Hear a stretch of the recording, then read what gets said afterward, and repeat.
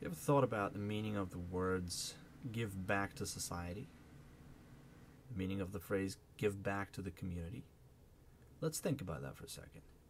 Giving back, doesn't that imply that you owe them something? Doesn't it imply some kind of obligation on your part? And again, but when they say give back, it usually means something like do more volunteer work or pay more taxes or do something else of the same nature. But what do I really owe my community? And where did that obligation come from? What do I owe society? Let's look at the nature of obligations. How do they come about? Well, obviously, if you borrow money from somebody, you're expected to pay it back. That's an obligation. If you borrow money from a bank, like I did when I bought my house, obviously I'm expected to pay it back, which I do on the first of every month, in accordance with the payment schedule that was given to me by the bank. So yeah, I have a very clear obligation there. I'm reaping the benefits of having borrowed that money by living in my house. So everything is clear there. If your neighbor stops by to borrow a cup of sugar, I'm sure you may not demand that he returns a cup of sugar, but there's an explicit expectation that when you stop by to borrow a cup of sugar, he will not hesitate to give it to you. So that's fine. Those obligations are clear. But when they say give back to community, it means that the community has given something to you with an expectation of repayment. What is it? What is it? What do I owe my community? And when did that happen? Well, they may say that, the community, your community or your society, the people, by living their lives the way they do, they've created a nurturing environment where you can, bring up your kids and exist comfortably. Yeah, but people do all those things, which is called living their lives, because it's in their self-interest. They're not doing it for me. They're not doing it for anybody, for that matter. They're doing it for themselves. And there is no expectation of repayment, because there's no expectation that they're doing something that's against their self-interest. Say I'm living in a nice community in my town. Should I be grateful to the community and feel obligated to do something for the community?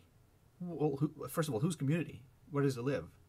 When can I stop by to clean his house? Community is an abstraction. It's a useful abstraction, but it's an abstraction nonetheless. Second of all, the people have created this nice community, kid-friendly, family-friendly, crime-free, because it's in their best self-interest. They've done it for themselves. Whether I'm here or not, whether I've moved into my town or not, the town is here because that's what people want to do. So they're not doing anything for me specifically, and they're not doing anything that they wouldn't want to do for themselves. Same applies to society at large. So why does this language exist? Why do they use these words? They want to instill in you a mindset of a debtor.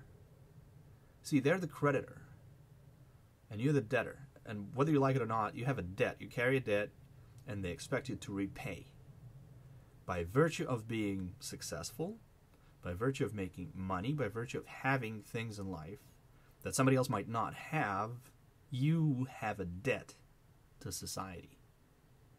How do you like that? See how they've hijacked the language? And by they, I mean statists, leftists. One of the most beautiful words, liberal, is now a curse word in America because it has nothing to do with the original liberal movement, the classical liberalism, at the core of which is individual liberty. There's nothing even remotely connected to liberty anymore in what is called today a liberal mindset or liberal movement in the United States. It's a classical neo-Marxist movement of redistribution of wealth, equality of outcomes, and similar crap. Nothing liberal about it. So we can't even use that word anymore. We need to take that word back. Notice how people cringe when you say capitalist? Well, capitalism is great. Capitalism is the best thing that has ever happened to anybody. Okay? Economically and socially. Free market capitalism is the best freaking thing that you can wish for. The best system you can wish to live in. We need to take that back. We need to take that back. Notice how people cringe when you say self-interest? Well, it's the basic human nature that needs to be understood and observed in order to create any sort of prosperity or peace. But people don't like it. Our entire culture has been permeated with distorted concepts, and our language has been hijacked. So no, I declare it here and now, I don't owe anything to society. I don't carry any kind of debt. I came here 4.5 years ago with nothing. I owe nothing to this society. All I have has been created by work. And nobody gave me any free stuff. And I have taken nobody's place. Because nobody can do what I do, where I do it.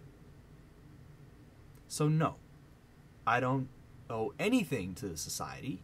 I'm not giving anything back to community. The community has whatever it needs. The community has created whatever it wanted to create for its own self-interest. And I participate in that freely, with no coercion on anybody's part. So nobody owes anything to me, and I don't owe anything to anybody unless we have a contract.